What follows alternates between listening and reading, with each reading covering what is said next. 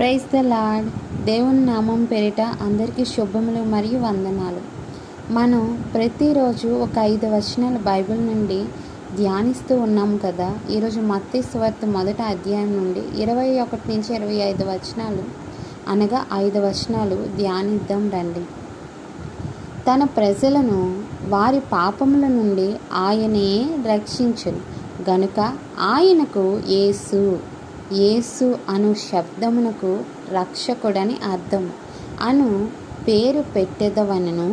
ఇదిగో కన్యక గర్భవతి అయి కుమారుని కనును, ఆయనకు ఇమ్మానుయేలును పేరు పెట్టెదరు అని ప్రభువు తన ప్రవక్త ద్వారా పలికిన మాట నెరవేరినట్లు ఇదంతయు జరిగెను. ఇమ్మానుయేలును పేరునకు భాషాంతరమున దేవుడు మనకు తోడని అర్థము. యోసేపు నిద్ర మేలుకొని ప్రభువు దూత తనకు ఆజ్ఞాపించిన ప్రకారము చేసి తన భార్యను చేర్చుకొని ఆమె కుమారుని కను వరకు ఆమెను ఎరగకుండెను.